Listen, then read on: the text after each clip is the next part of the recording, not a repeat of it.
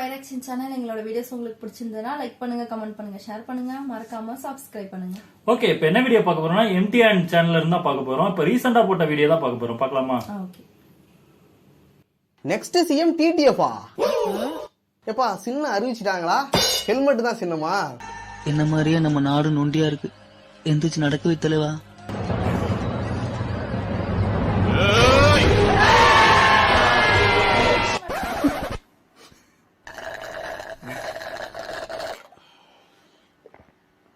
இப்ப ரீசெண்டா டிடிஎஃப் வாசனுக்காக நிறைய மீம்ஸ்லாம் சோஷியல் மீடியாவில் வந்துட்டு இருந்துச்சு, உங்களுக்கே தெரியும். ஆக்சுவலாக இந்த வீடியோ வந்து ஒரு மீம்ஸ் ரியாக்ஷன் வீடியோவாக பண்ணி ஒரு ஃபன்னாக கொண்டு போகலாம் தான் நினச்சேன். ஆனால் இந்த விஷயம் வந்து அடுத்த கட்டத்தை நோக்கி ஒரு இஷ்யூவாக போயிட்டு இருக்கு. ஸோ இந்த நேரத்தில் வந்து நம்ம எரியிற தீய எண்ணெயை ஊற்றி ஏன் நம்ம ஏன் அதை வந்து கொஞ்சம் பெருசாகிட்டுன்னு சொல்லிட்டு தான் சில விஷயம் இதை பற்றி எனக்கு என்ன ஒப்பீனியன் தோணுதோ அதை சொல்லிட்டு போயிடலான்னு வந்தாச்சு. நீ பாட்டுக்கு ஏதாவது சொல்லிட்டு அனுப்பிக்கிறது யாரு? இருந்தாலும் மில்க் பண்ணிடுவேன், அது வேற விஷயம்.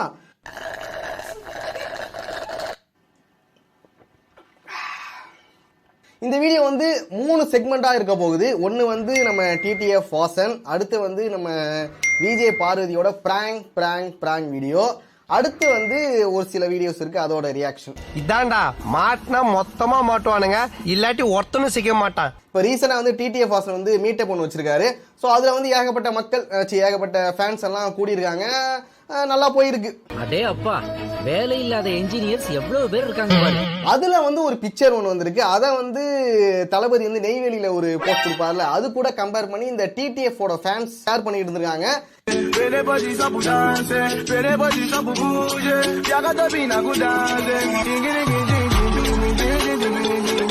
இதை வந்து மீம்ஸ் பேஜ் பார்த்தா என்ன பண்ணுவாங்க, ஏண்டா இதுவும் ஒன்னாடா அப்படிங்கிற மாதிரி நிறைய ட்ரோல்லாம் பண்ணிட்டு இருந்திருக்காங்க. எனக்கு ஒரு என்டர்டைன்மெண்ட் வருது, நீ போயிட்டு வா. நானுமே அந்த மீம்ஸ்லாம் பார்த்தேன். அது ஜாலியா சிரிச்சுட்டு கடந்து போற மாதிரி தான் இருந்துச்சு. பொதுவாக எல்லாருக்கும் வர்றது தானே. இந்த இர்ஃபான் மீம்ஸ் கூட தான் உழுந்தாரு, அதுக்கு வந்து நிறைய பேர் மீம்ஸ் பண்ணிட்டு இருந்தாங்க, வைப்லாம் வச்சுட்டு இருந்தாங்க. ஸோ அது மாதிரியான ஒரு மீம்ஸா தான் வந்துகிட்டு இருந்துச்சு. அதுக்கப்புறம் என்ன ஆச்சுன்னா, டிடிஎஃப் ஃபேமிலின்னு ஒருத்தவங்க இருக்காங்களே, இந்த ஃபேன்ஸ் எல்லாம், யாரா நீங்களா, என்னடா பண்ணிட்டு இருக்கீங்க? ஸோ அவங்க வந்து மீம்ஸ் பேஜை வந்து அந்த போஸ்டையே ரிப்போர்ட் பண்ணி தூக்குறது, கமெண்ட்ஸில் வந்து கெட்ட வார்த்தையில் திட்டுறது, அப்புறம் வந்து டிஎம்ல போயிட்டு கெட்ட வார்த்தையில் வந்து திட்டி அந்த போஸ்டை டெலீட் பண்ணுறான்னு சொல்லி மிரட்டுறது. ஐயோ, நீங்க ரொம்ப டேஞ்சர் போல்த. அது போல விஷயங்கள்லாம் பண்ணிடுறாங்க. அதுக்கப்புறம் என்ன ஆகும், அவனுக்கு மீம் பேஜ் அட்மின்னா காண்டாயிடுவாங்க கண்டிப்பா. அதுக்கப்புறம் மறுபடியும் அவங்க அந்த ஃபேன்ஸ் காண்டாக்குறதுக்குன்னு மீம்ஸ் போட ஆரம்பிச்சிருவாங்க. இந்த சினேக் பாபு சேர்த்து வச்ச விஷத்தை பூரா ஓ மேல தான் கக்குவேன். நான் கூட ஸ்டார்டிங்ல வந்து இதெல்லாம் வன்மத்தால தான், இப்படி ஒருத்தன் வந்து வளர்ந்துட்டான், இவன் வந்து ஒழிச்சு கட்டணும், அதுக்காக தான் இவன் என்ன பண்றாங்கன்னு நினைச்சுக்கிட்டு இருந்தேன்.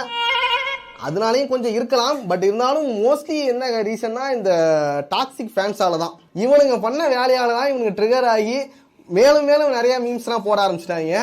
எதிரி இங்க உருவாகிறது இல்லைங்க, நாம தான் உருவாக்குறோம். இவர் வந்து என்னன்னா ஹைவேஸ்ல வந்து 240க்கு மேல போயிருக்காரு. அது எப்பயோ போயிருக்காரு, அது எவனுக்கும் தெரியாது. ஏன்னா இப்ப இவர் எங்கேயாவது ரைடு போறாரு 240க்கு மேல போனதுனா நமக்கு எப்படி தெரியும்? இதை இவங்க வந்து ஷார்ட்ஸா அதை கிரியேட் பண்ணி போடும் போது எல்லாருமே பார்ப்பாங்களா? இதை வச்சுக்கிட்டு இந்த விஷயம் வந்து இப்ப அடுத்த கட்ட ஒரு பெரிய பிரச்சனையா மாறிக்கிட்டு இருக்கு.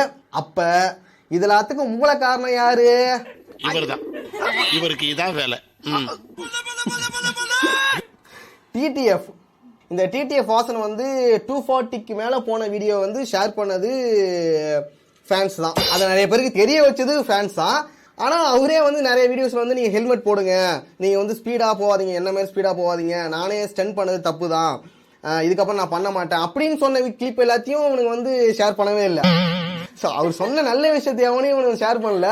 TTF angry mood, TTF fight, டிடிஎஃபோட ஹியூமனிட்டின்னு போடுறானுங்க, டிடிஎஃப் ஆக்சிடென்ட் வீடியோ, அப்புறம் வந்து யாரையும் திட்டுற வீடியோ, இது மாதிரி நிறைய வீடியோ சின்ன கிளிப்பாக போட்டுட்டு இருக்கானுங்க இவனுங்க.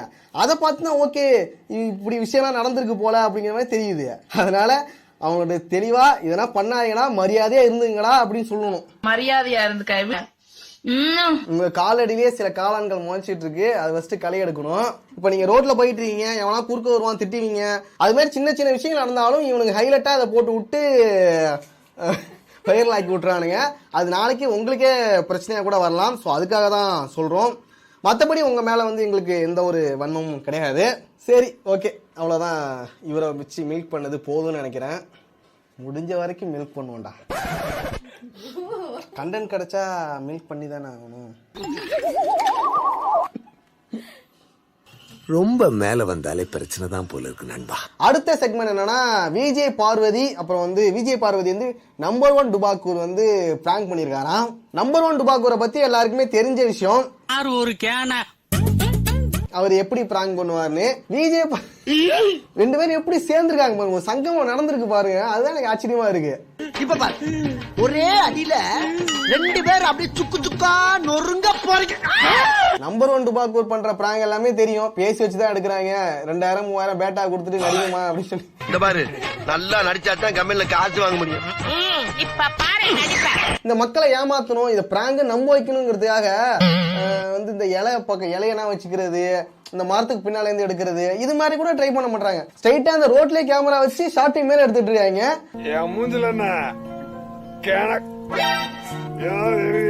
சரி விடுங்க, மக்கள் நம்புறாங்க, என்ன பண்றது. ரொம்ப ஒரு போல்டான பொண்ணு, ரொம்ப கியூட்டான பொண்ணு கூட, வேற யாரும் இல்ல, நம்ம விஜய் பார்வதி தான் நம்ம பிராங்க் பண்ண போறோம். சரி, இந்த நம்ம பிராங்குக்கு போவோம். இப்போ வந்து விஜய் பார்வதியை வந்து பிராங்க் பண்ண போறாங்களாம். காருக்குள்ளே கேமரா வச்சிருக்காங்க. நம்ம இங்க கார்ல செட் பண்ற கேமரா அவங்க கண்ணுல படாம இருக்கணும். ஃபர்ஸ்ட் நம்ம கேமரா செட் பண்றத பார்த்தறலாம். கொண்டு இருக்கிறது. ஏண்டா இந்த கேமராவை எவனாலும் கண்டுபிடிக்க முடியாதாடா? நீ ஒளிச்சு வச்சு எடுக்கிறது அவன் கண்டுபிடிச்சான். நார்மல் பீப்புளே கண்டுபிடிச்சிருவாங்க. இது மீடியா பீப்புள், மீடியால வேற இருக்காங்க விஜய் பார்வதி, அவங்க வந்து கண்டே பிடிக்கலையா. சும்மா பார்த்தாலே தெரியுமாடா இந்த மக்கள் என்ன பண்ண போறாங்க. அந்த தைரியத்துலதான நீங்க இப்படி ஆடுறீங்க.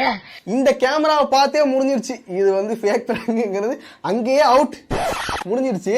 இங்க ஒரு கேமரா வச்சிருக்காங்க, அது வந்து ஏதாவது கண்டிப்பா 5D கேமரா அது மாதிரி தான் வச்சிருப்பான்னு நினைக்கிறேன். அது உங்கள மாதிரி இவ்வளவு கியூட்டா ஸ்வீட்டா ஏங்க மினி டிரெஸ் எடுத்த மியா கழிச்ச மாதிரி இருக்கீங்க. ஏன்டா ஓட்டத்தை கல்ல வயல வைக்கிற? அடிக்கணும்னு தோணுதுல்ல? நீ என்ன ஃப்ளர்ட் பண்றியா? இத பார்த்து காமெடியாவும் இல்ல, ஒரு சிரிப்பும் வர மாட்டேங்குது, சுத்தமா கடுப்பு தான் வருது. ஒரு டவுட் தான், நான் வீடியோல பார்க்கும்போது மேக்கப் போட்டு அழகா பார்க்கணும்னு நினைச்சேன். நேர்ல இவ்வளவு கியூட்டா குழந்தை மாதிரி இருக்கீங்க, அது எப்படி? இதுதான் தொடர்ந்து அந்த வீடியோ முழுக்க பண்ணிட்டு இருக்காரு. எல்லாமே மாலை தான் ஹைஜாக் பண்ணுவாங்க, நான் உங்களை மாதிரி ஒரு கியூட்டா கேர்ள் ஹைஜாக் பண்ணிருக்கேன் எப்படி? எல்லாமே மாலை தான் ஹைஜாக் பண்ணுவாங்க, நான் உங்களை மாதிரி ஒரு கியூட்டா கேர்ள் ஹைஜாக் பண்ணிருக்கேன் எப்படி?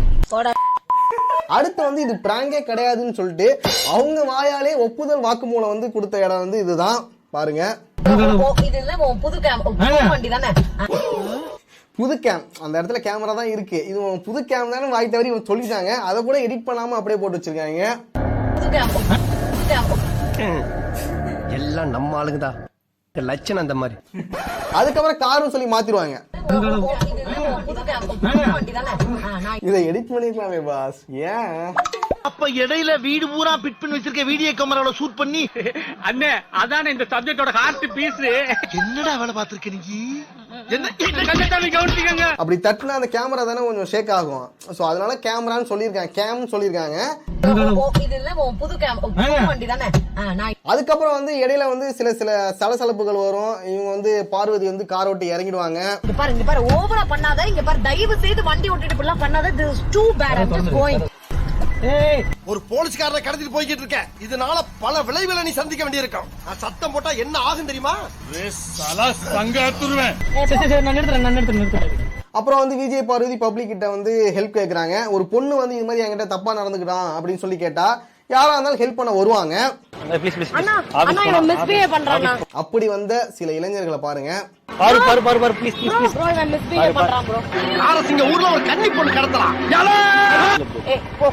ஒரே நிமிஷம் பாரு, நான் ஒருத்தர் கார்ல இருந்து வேற இறங்கி வந்து என்ன நடக்குதுப்பா அப்படின்னு சொல்லி கேட்க வந்திருக்காரு. அவர் ஒரு நல்ல மனுஷன் தான். அவரு உண்மையாவே நல்ல மனுஷன் தான். ஏன்னா இது மாதிரி யாராவது ஒரு தவறு நடக்கும் போது தட்டி கேட்கறது வந்து ஒரு நல்ல குணம். ஆனா இவங்க இப்படி பிக்காளித்தனம் பண்ணிட்டு இருக்காங்கன்னு அவருக்கு இது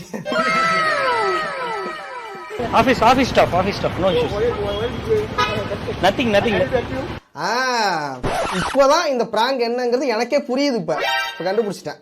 என்னன்னா இவங்க வந்து விஜய் பார்வதியை வந்து பிராங்க் பண்ணல, வந்திருக்காங்க பாருங்க ஒரு 3 பேர் அப்பாவி பசங்க. அவங்களையும் கார்ல இருந்து தப்ப தட்டி கேட்கலாம் வந்திருக்காங்க பாருங்க. அவங்களதான் பிராங்க் பண்ணிருக்காங்க, மத்தபடி யாரையும் பிராங்க் பண்ணல. நம்மளையும் பிராங்க் பண்ண ட்ரை பண்ணிருக்காங்க, ஆனா நம்ம கண்டுபிடிச்சிட்டோம். யாராவது மொட்டை அடிச்சுட்டு வந்தா அவன் தலையில தபையெல்லாம் வாசிப்பீங்க, அதெல்லாம் எனக்கு வாசிக்க தெரியாது. இப்ப நான் வாசிக்கிறேன் பாரு. இந்த பாரு. அதுக்கப்புறம் வந்து அங்க தப்பா தட்டி கேட்கிற அந்த சீன் நடந்துட்டு இருக்கும்போது அது என்ன ஆச்சுங்கிறத காமிக்கவே இல்லை. அப்புறம் கட் பண்ணா இங்க வந்துட்டாங்க.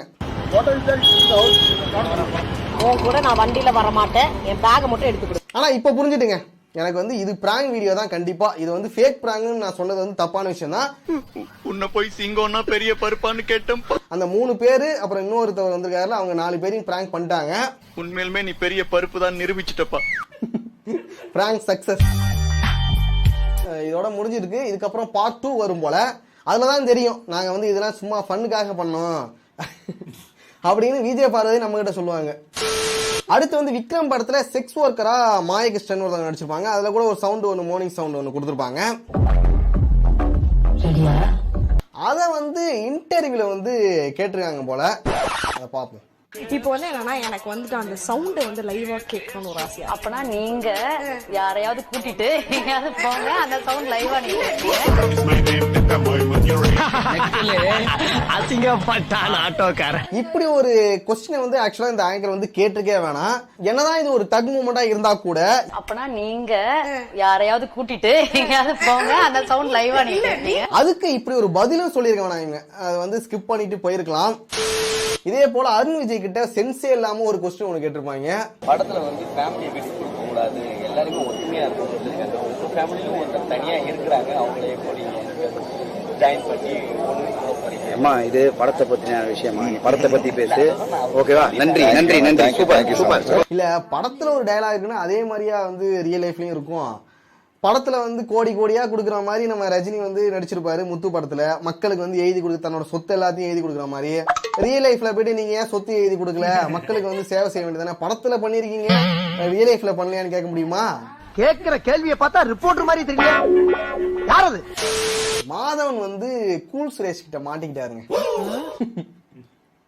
வெந்து தணிந்தது காடு, எப்படி வெந்து தணிந்தது காடு, ராக்கெட்டுக்கு வணக்கத்தை போடு. இந்த நேரத்துல மாதவன் என்ன நினைச்சிருப்பாரு, இருக்கு போல இவங்கிட்ட வந்து மாட்டி.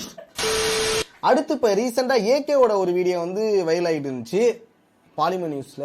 ஏகேவின் ஒரிஜினல் சீன், எதிரில் பெண் வந்ததும் அஜித் செய்த அப்படிப்பட்ட செயல். அப்படிப்பட்ட செயலா என்ன இருக்கும்? ஏதோ சூப்பர் மார்க்கெட்டுக்கு வந்திருக்காரு போல.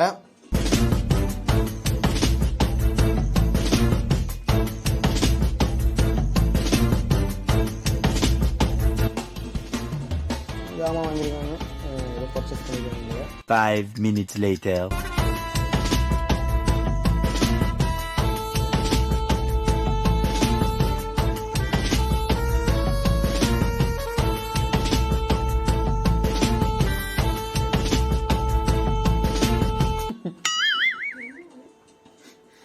என்ன ஒரு பொண்ணு ஆப்போசிட்ல வந்திருக்காங்க, நவுந்து போயிருக்காங்க.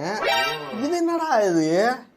எதிரில் பெண் வந்ததும் அஜித் செய்து அப்படிப்பட்ட செயல். இதுதானே எல்லாருமே பண்ணுவாங்க. ஒரு பொண்ணு வந்தாங்கன்னா ஓரமா போவாங்க, மத்தவங்க என்ன பண்ணுவாங்க, இடிச்சு தள்ளிட்டா போவாங்க, எல்லாம் ஓரமா தான் போவாங்க. இதை போயிட்டு பெரிய விஷயம் மாதிரி சொல்லிட்டு இருக்கீங்க. ஏகேவோட வைரல் வீடியோ இப்போ வந்து வந்திருக்கு, சிசிடிவி காட்சிகள் வந்திருக்குன்னு சொல்லிட்டு போட்டா முடிஞ்சிருச்சு. அதுக்கு ஒரு டைட்டில் வேற கொடுக்குறாங்க. ஸோ ஃபைனலாக வீடியோட எண்டுக்கு வந்தாச்சு. வந்து நெக்ஸ்ட் ஒரு முக்கியமான வீடியோவில் வந்து உங்களை பார்க்குறேன். நல்லா இருந்துச்சு. நிறைய இது டிடி வாசன் அதை பத்தி சொன்னது அதெல்லாம் பார்த்தோம். அதெல்லாம் அந்த நியூஸ்லாம் வந்துச்சு. ஆனா அது என்னன்னு தெரியல. அது பாவம் அவர் உண்மையாவே இவ்வளவு ஆனா அது வந்து சில பேராலதான் அந்த மீம்ஸ் பண்றாங்க. இவர் சொன்ன மாதிரிதான் கரெக்டா இருக்கும். நிறைய பேர் திட்ட போய் தான் அவங்க, அதாவது சும்மா ஜாலியா போடுறத வந்து அவங்க சீரியஸா இன்னும் எரிச்சல் மூட்டை போய் அவங்க இன்னும் வெறிகொண்டு போட ஆரம்பிச்சிடுறாங்க மீம்ஸ. அதனாலதான் இது பயங்கர இதாயிருச்சு நினைக்கிறேன். பார்வதி அவங்க வந்து கேமரா இருக்குன்னு தெரிஞ்சும் அது நல்லாவே தெரியுது. அது பிராங்க்னா அந்த கேமரா யார் பார்த்தாலும் கண்டுபிடிச்சிருவாங்க. இப்போ ஒருத்தங்க அது குடிச்சிட்டு இது பண்றான்னு சொல்லி ஏமாத்துறதே ஈஸியா கண்டுபிடிச்சிருவாங்க. கண்டிப்பா அதெல்லாம் யாரும் ஒத்துக்க மாட்டாங்க. ஆமா நல்லா இருந்துச்சு. ஓகே, எங்க வீடியோஸ் உங்களுக்கு பிடிச்சிருந்தா லைக் பண்ணுங்க, ஷேர் பண்ணுங்க, கமெண்ட் பண்ணுங்க, மறக்காம சப்ஸ்கிரைப் பண்ணுங்க. எல்லாருக்கும் பாய்.